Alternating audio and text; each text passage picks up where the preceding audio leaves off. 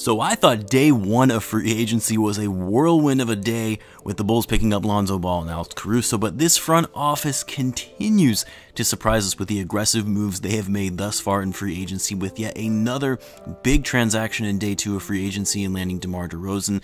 So like in last night's video, I'll be doing a recap of the moves that were made today, how this Bulls roster is shaping out, and of course, some of the potential moves yet still to be made. And at least at the time of this recording anyway, obviously, things can change as we continue to go on through the evening. So what's going on, everyone? You are listening to Bulls Central here. Hope you're all doing well.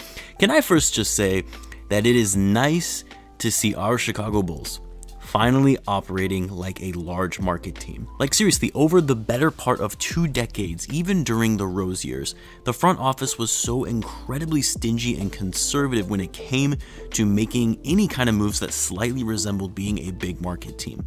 There was no aggression in the approach that they took when it came to building a roster, and although yes, this front office still needs to prove to us that these moves that they're making are going to in fact work, we can't get too ahead of ourselves just yet here with these additions. They still haven't proven anything yet, but at least they're doing everything that they can to actually make this a relevant franchise, an exciting franchise, and it's honestly been the most that I've looked forward to seeing the Bulls play since the D-Rose era, pre-injury anyway, which is saying a lot because I always look forward to every Bulls season, even during the down years. Now, I want to add that, while I was in the process of working on a video, really wondering when the next moves the Bulls were going to be making in free agency, and then of course I was just about to finish editing and have the video uploaded, this tweet came out from Adrian Wojnarowski, and of course I had to pivot. Rather than talk about the rumors that the Bulls were looking to sign and trade DeRozan, it now became a reality. Well, now that we know the full details of that trade, I wanted to briefly discuss what the Bulls had to give up in order to get DeRozan, and the full deal, including sending Thaddeus Young, Al-Farouq Aminu, the Bulls' 2025 first-round pick, as well as 2 second-round picks in 2022 and 2025. So it is quite a bit for a guy like DeMar DeRozan, who again is 30 years old, but did just come off having one of the best seasons of his career. Now, as for my thoughts on the move, I had actually made a video on the Bulls potentially landing DeRozan around the time the regular season ended, because there had been a lot of speculation that the Bulls would pursue DeRozan in free agency because of his connection to Mark Eversley.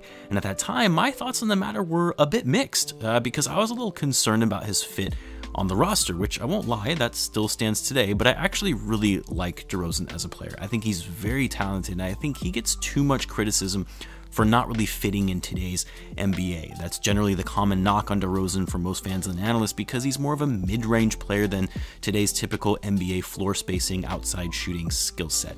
DeRozan is not a three-point shooter, we know that, but he is a solid player in the league, averaging 21.6 points per game last season, 4.2 rebounds. Not only that, he turned himself into an incredible facilitator this past season, averaging nearly 7 assists per game, and doing all of that on very much improved efficiency at 49.5% from the field. The guy had a PER of 22 when his career average was 18.5, and keep in mind, he is a 4-time All-Star and a 2-time All-NBA player. All of that being said though, I would be lying if I said I wasn't slightly concerned about the overall fit with the Bulls, particularly next to Zach Lavine. Now, I know DeRozan is a very versatile player and can play multiple positions, and now that he's on the Bulls, he's likely going to have to start playing the small forward role with Lavine at the 2 and Lonzo at the point, and you would likely have Patrick Williams starting at 4, which I actually really like Patrick playing the 4 over the small forward position anyway, whereas mainly that's what we saw him playing last season was at the 3. I think he's much more effective playing down low than just standing on the wing waiting for a kick out 3 on offense. But back to DeMar, the fact of the matter is DeRozan is a fairly ball-dominant player, just like Zach Lavine, and now that you also have Lonzo added to the roster, who will obviously be the main ball handler, you're talking about a pretty guard-heavy, ball-dominant lineup that could clash a bit. Now, I'm sure some guys are easily just going to be able to sacrifice their touches for the good of the team, and I'm sure the Bulls could make a DeRozan-Lavine combo work, but I think more importantly, what does give me a little pause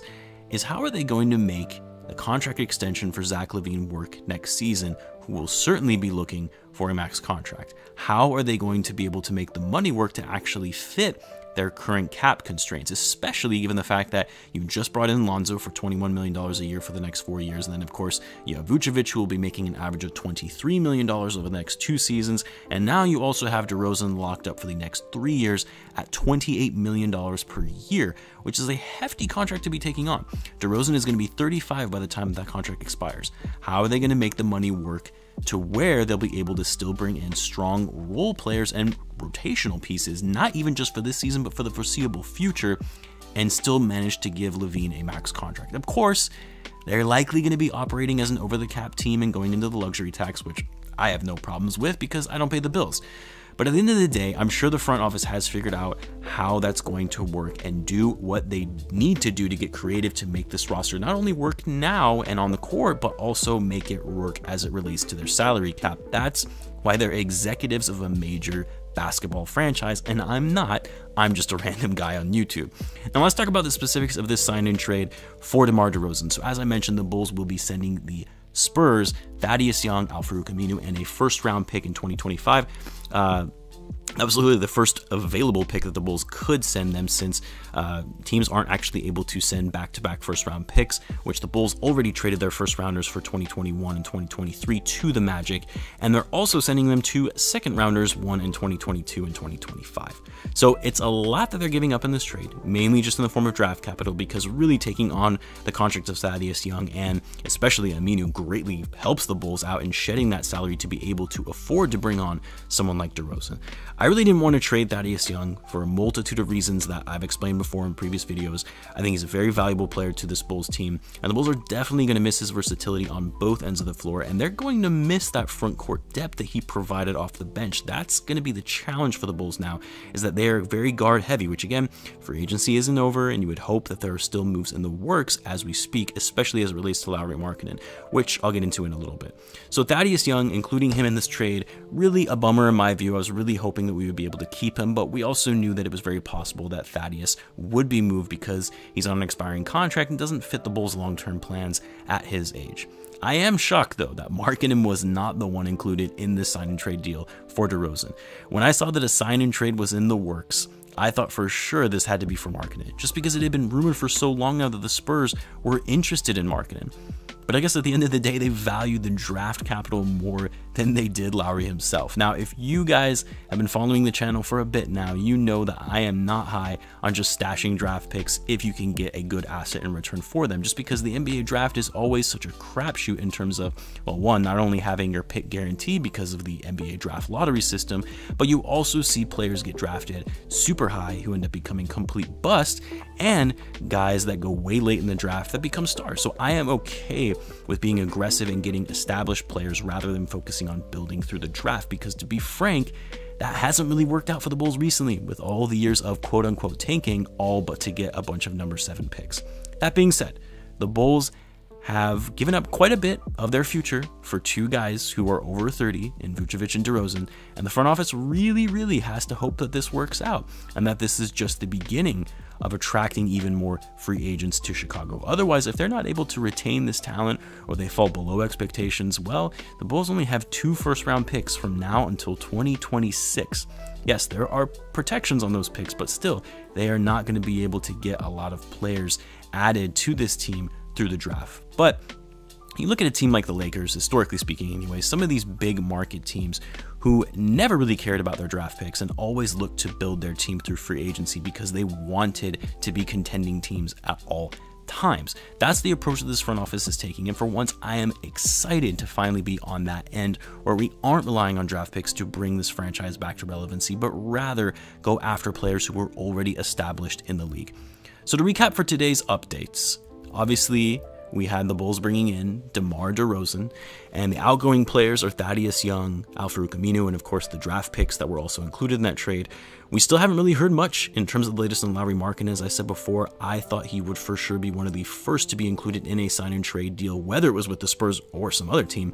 And I also have to say I'm surprised that he hasn't even received an offer from another team in the league for the Bulls to even have the opportunity to match. Like, is it possible that the interest in Markkanen just isn't there as much as people thought? It is really possible that he doesn't get any offers and he actually accepts the Bulls qualifying offer at $9 million. Honestly, I wouldn't be mad if we got to keep Markkanen at this point for just $9 million, because look, we know that Lauri for $9 million is a steal, especially when you consider he's still a very serviceable stretch four who can shoot the three over 40%. And with the Bulls moving on from Thaddeus Young and Tice, they're going to need some big men on this squad to put alongside Vucevic. Now, do I think Markin will actually stay on the Bulls? No, I don't. I'm sure he's going to get some kind of an offer from a team that is better than just $9 million, and the Bulls aren't going to have the money to match. Now, hopefully they'll be able to do some kind of sign and trade to actually get something in return for him, but a lot of it depends on how bad a given team wants to be able to agree to a sign and trade. I would be pretty shocked if Lauri doesn't get a single offer and he's forced to take the Bulls qualifying offer. That would be pretty bad. But hey, I'll take it if it happens. Who knows? Maybe Markkanen can revitalize his career alongside an actual point guard or other talented players who are great at creating opportunities for others on the court, because not only is Lonzo a solid playmaker with great court vision, but DeMar DeRozan is as well. Again, a guy who averaged nearly 7 assists per game last year. Anyway, that will wrap it up for free agency for day 2 for the Bulls. Another exciting day for the franchise in the moves that were made, hopefully. So more to come in the coming days. I'll obviously be sure to keep you guys updated with any breaking news that comes about, whether it's maybe even later this evening or tomorrow. And as always, be sure to subscribe if you're a Bulls fan, as I do upload daily Bulls content. Thanks again for tuning in, guys, and I will catch you in the next one.